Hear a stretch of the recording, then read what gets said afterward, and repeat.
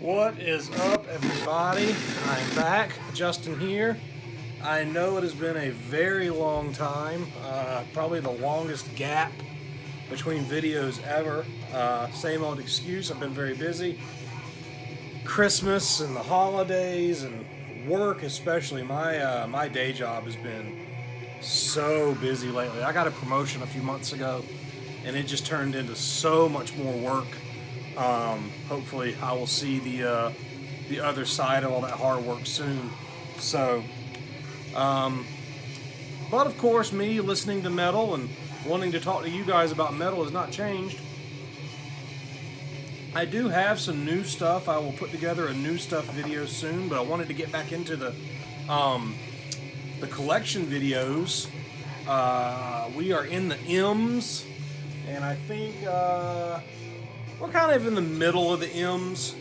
So we're going to get into Mayhem in just a second. First, we're listening to this mixtape. This is Necromantic Full Moon Rituals that my good buddy Brain Smasher sent me. This is a just an old school kind of mixtape of some really, really good stuff. And more than the music, I am so impressed with how just ancient 90s demo this looks. It just turned out perfect. I hope that there was a Xerox machine involved, but right now we're listening to Ungod, demo track from their one album. Ben has talked about Ungod a lot lately, and I really, really love Silence in the Golden Halls. That record fucking rules. But this has got Ungod, Iljarn, Manus, Zemail, Demoncy is Isengard, Mysticum, Cadotus, Limbotic Art, Obtains Enslavement, Strid, just killer, just grim 90s black metal. So really, really stoked on this tape. So I'm gonna listen to it a bunch. So in the M's, let me tell you, I mean, I've always wanted to finish this series of my CD collection. I had no idea how long it would take me. When I started this whole process, I was doing a couple of videos a week, every couple of days, and now it's been over a month since I've done the last one. But I'm not going to quit. I don't have any intention of quitting. It's just timing. It's just me getting up off my ass late at night. Primarily, I do these when the rest of my wife and kid, my family have gone to bed. I do them later at night. So, but a lot of times, once they go to bed at night at 8:30, 9 o'clock, I'm in front of the TV on the couch, and I usually fall asleep on the couch. Or I'm working on design work or music stuff. Been recording. Father Befouled is going to put out a split 7-inch later this year. With a newer band, a brand new band actually, some good friends of mine. They haven't announced that they even exist yet, but I was very, very stoked to want to do a split with them. So our song is recorded, it's in the process of being mixed, and then it's going to be mastered by Dan Lowndes, who has done our last two releases, and that'll come out later this year on 7-inch. Been writing some other stuff. I have a new kind of project thing in mind I want to work on. It's death metal related. So whenever that comes out, when I'm ready to talk about that, I will. Anyway, into the CDs. That's a lot of rambling to tell you. I'm not going anywhere. First up, we have Mayhem, and I, like many of you, love Mayhem. I have a bunch of Mayhem CDs, and I'm going to start kind of at the beginning with Dawn of the Blackhearts. So I first heard about Mayhem when I was in high school. They were probably the name that was mentioned to me the first time I learned about what black metal is. You know, an older friend of mine that I knew through punk rock and hardcore and skateboarding brought him up one day. And I was like, what are you talking about? He's like, oh, this is crazy band from Norway.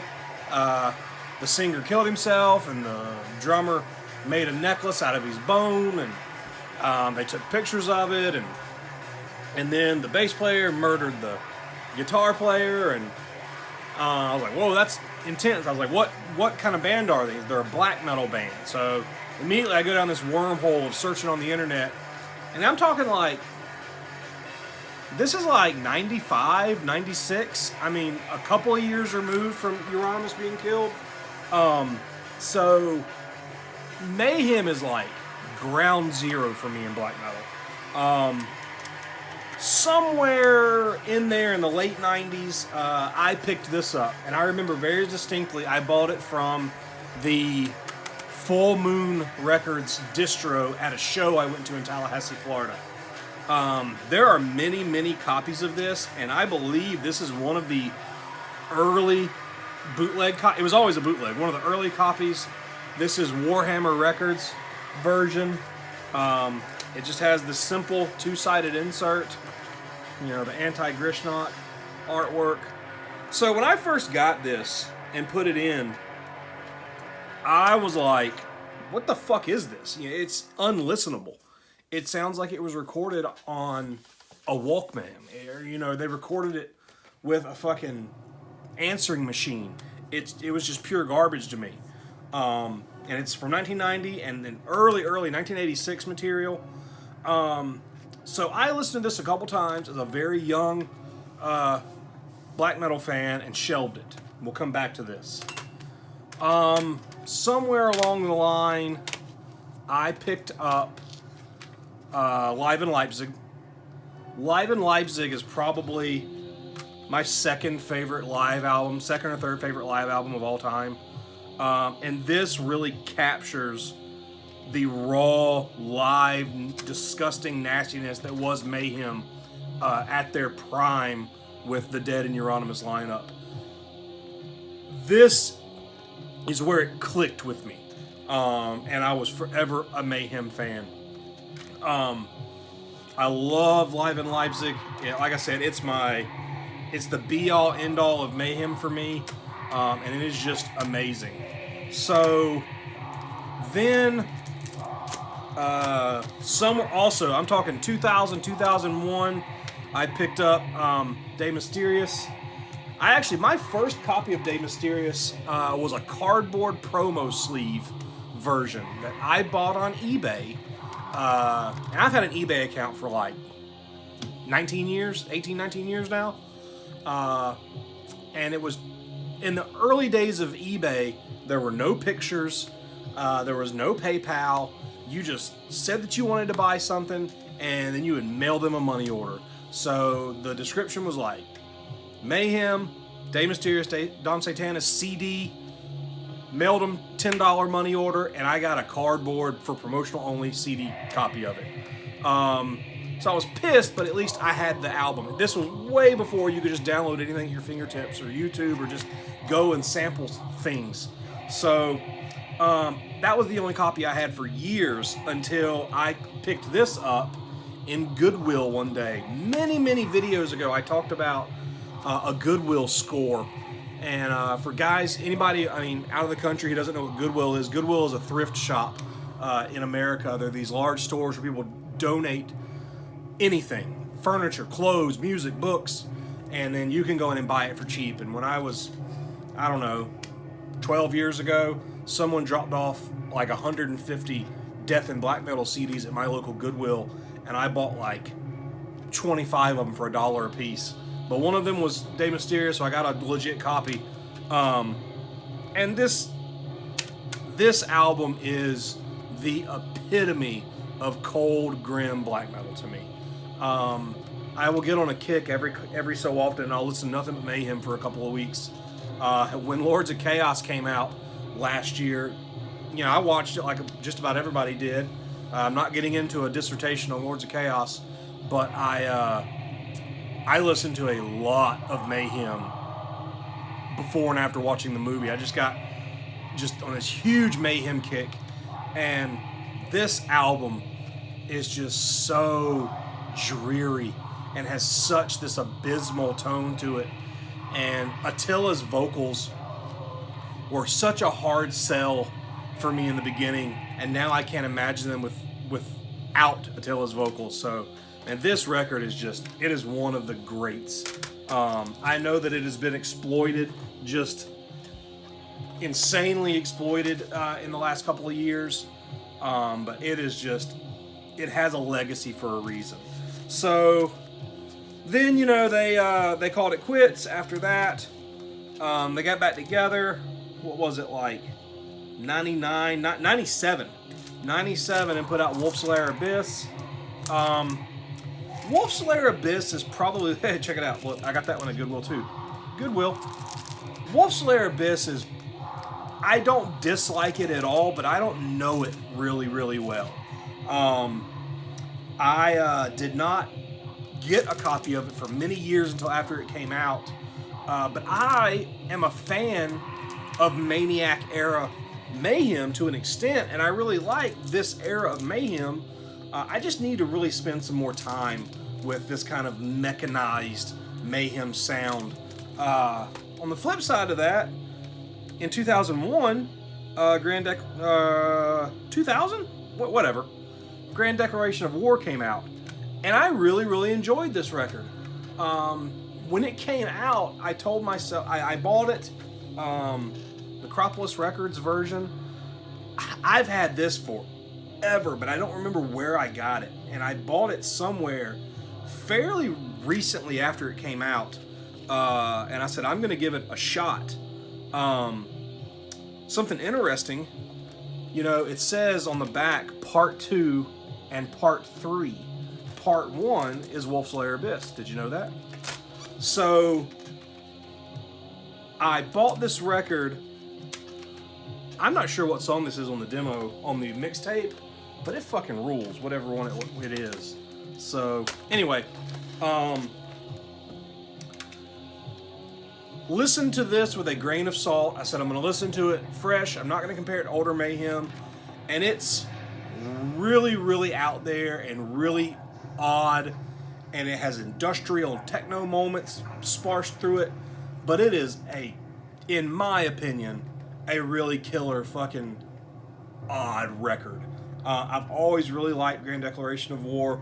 I think it's one of those benchmarks for the career of a band where you can go, there's this era, there's this era, there's this era, there's definitely the Grand Declaration era. I really want to pick up that reissue they did last year. It has the new artwork with the picture of Christ on it. The layout and everything looks amazing. I had an LP copy of it in my hand at a distro at NDF, but I didn't want to fly back with a record, so I put it back. So, then Grand Declaration of War is where it kind of stopped with me in Mayhem. I didn't care for Ordo Ad Chaos. I didn't care for Chimera. I wasn't crazy about the one when Attila came back, the brown one. I don't remember the name of it now. Those records all were just kind of flat to me. They didn't have much dynamic to them. They didn't have the dreariness and the grimness. They didn't have the extremity and the just that visceral nastiness to them. And I've never gotten them. The new one, however, Demon, is amazing, and I don't have a copy of it yet, and I will be getting it very soon. Love what I've heard off that record so far. It really sounds like it bridges the gap from De Mysterious to now. Anyway, I've got several other Mayhem CDs that are all some form of a bootleg. This one's called The True Armageddon, and it's basically all those early songs. It's Death Crush. It's some songs from De Mysterious and two promo songs with Dead on them. It's material that have been on literal dozens of other Mayhem bootlegs and releases. I'm also like, if I see something like that in a distro or on a trade list or in the wild, I'm going to buy it. This one is called War and Sodomy, another bootleg. It's live in Zeitz. So the live... Mayhem didn't play a lot of shows in that early era with Dead and Euronymous. but a lot of them ended up on record. And recently, Century Media has been releasing a lot of those shows, and Live in Zeitz is one of them that came out on like an official LP last year. But this is just some bootleg of Live in Zeitz in Germany in 1990. So just bare bones. I have the Live in Zeitz LP.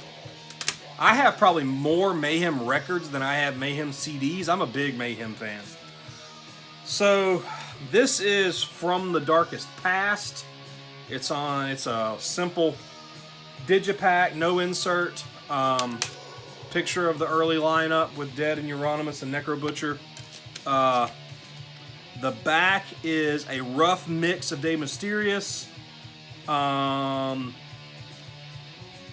With the original bass by Varg. And I want to say that there's no vocals on this.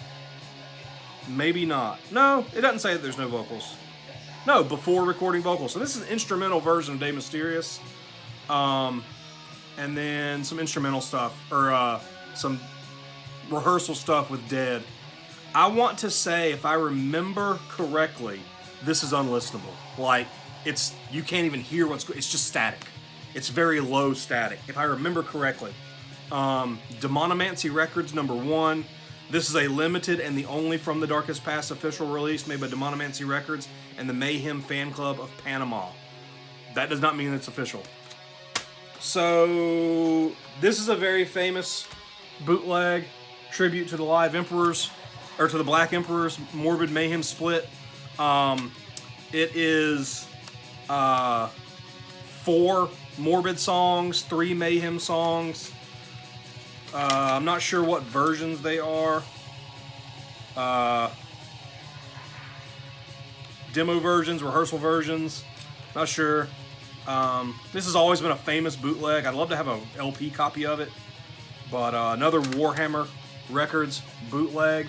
The Warhammer stuff was like kind of official. The stuff was sent to the guy behind the label by Euronymous. Then, speaking of going back to Live in Leipzig, I have this reissue. This was the original LP cover, which is amazing. I have a shirt with that on I've had for years, but it's a big, nice fold-out digipack, 2-disc.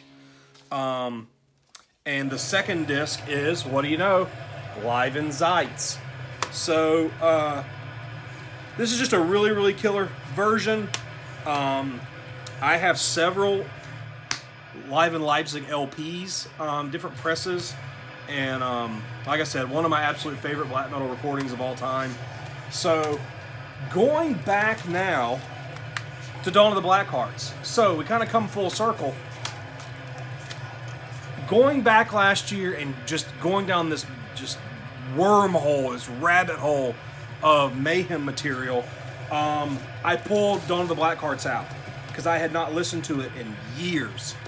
And it sounds surprisingly good now that I have an ear in tune with black metal.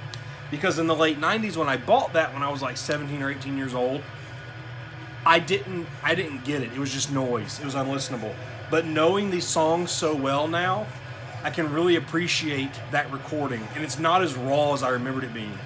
And I've got to say that Dawn of the Blackhearts is probably one of my favorite Mayhem releases to listen to when I reach for Mayhem now. So, is what it is.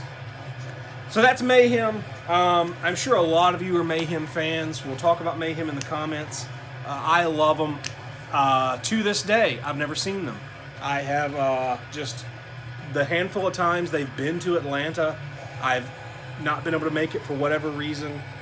They're a band that when I got into them, when I got into Mayhem, they didn't exist. They were broken up. And I was just, they're a legacy band or this notorious urban legend type band. I'll never see them. And they reformed, and now they're a full-time touring band, which is odd. The footage I've seen of them playing De Mysterious in its entirety is just insane, and I wish I could have seen that. But one day I want to see them, so I need to check them off the list. So, on the complete opposite end of the spectrum, I have a Meat Shit CD, Horror Bible. Horrible. Not Horror Bible. Horrible. There's the alternate cover. This came out on Severed Records. Meat Shits is a grind band. A really super offensive, nasty, misogynistic, racist, homophobic, perverted grind band. And if you can get past all of that stuff, you might enjoy it. But Meat Shits is decrepit, fucking nasty grind. I got this in a giant trade with Severed Records forever ago. And I will listen to it when I'm in the mood for something gross like that every so often.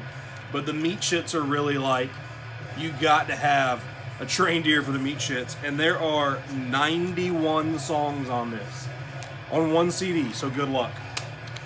Then we have, I own 2 Megadeth CDs. I'm not the biggest Megadeth fan. By far, Rust in Peace is the only one I really know real well. Somehow I have this on CD and tape, and I have a boombox, like an old school like cassette tape boombox in my garage. And whenever I'm doing something in the garage, like working on the lawnmower or cleaning or something, I would listen to tapes. And for the longest time, Rust in Peace was my garage boombox tape. I've never spent a whole lot of time with the Megadeth albums. The only reason I own Countdown to Extinction is because it was like $1 in a pawn shop one day, and you know, Skin of My Teeth, Symptom of Destruction, Sweating Bullets, Countdown to Extinction. You know, I've probably never put this in and listened to it all the way through. I just know a handful of songs. But I love Rust in Peace. It's not your basic thrash album. Megadeth was never your basic thrash band to me. They always were a level above in my eyes. They were more metal than like Metallica. That's who they get compared to, obviously. They weren't an evil band like Slayer. But I don't have any opinion or any care about Megadeth now. I'd love to eventually pick up those early records. But I love Rust in Peace. I just need to really get more in tune with the rest of them. So then we have Mega Scavenger. Mega Scavenger, As Dystopia Beckons. This is a Roga Johansson band. If any of you guys are familiar with Roga, he's in like 30 bands. He's from Sweden. His main band has always been Paganizer. Mega Scavenger is another band that plays kind of Swedish death metal with this, I don't know, futuristic touch. I've never listened to this, but I drew the Mega Scavenger logo years and years ago for them, and I did the layout on this. I've done the layout on a couple of their albums, and I really did something different with this to make it look futuristic. This is not in my wheelhouse at all, but I think it looks rad. I've always liked this one because it doesn't look like one of my layouts. So, it's just cool, you know, to have something with my handiwork on it. But maybe I'll listen to it one day. I'll grab it randomly and throw it in. So, to round out this batch, we have 2 CDs by Minstrel Disconsumed. That is the sickest band name ever. I read about these guys in Trevor Strnad's Obituarist column, where he talks about mostly brutal death metal. And this is an Indonesian slammy brutal death metal band. Their first full length is this one, Consuming the Infinite Rancidity. That artwork is so gross. It looks so amazing up close. But this is really technical, like just riffy, super riffy technical, slammy brutal death metal. One guy, Nujek, I don't know how to pronounce his name, but it's nasty and it's thick and brutal as fuck. And then Enslaving Debauched Mass is an EP he put out a couple years ago that I bought from him. I think there's one more Minstrel Disconsumed record, I'm not sure. Something kind of weird. I really like this band. I like this project. I have a shirt from them. I mean, I don't buy many brutal death metal shirts, but the guy in the band is Muslim. I'm friends with him on Facebook, and a guy who practices Islam being in this brutal, nasty, disgusting, brutal death metal band is so strange to me. I don't know. So, anyway, that's it for this round. We're going to... We got a lot more M's on the next batch. So we're going to have some M's coming up. Another big collection video. I've got some new stuff we'll talk about soon. I may start getting into talking about shirts. I have a lot of metal shirts, probably 600. I know a lot of you have mentioned you'd like to see me do horror movie videos. I probably have 500 horror movie VHS tapes. I really want to bring them up to this space in my house and display them somewhere, but I'd have to get some shelving for them. Right now, they're all in boxes in my garage. But one day we'll get into all that. But stick with me. I'm going to keep the channel going. I'm going to try to do videos quicker than I have been lately, but I really enjoy doing this. I love chatting with everybody. So let's keep it going. Comment, like, subscribe, and I'll talk to you guys later.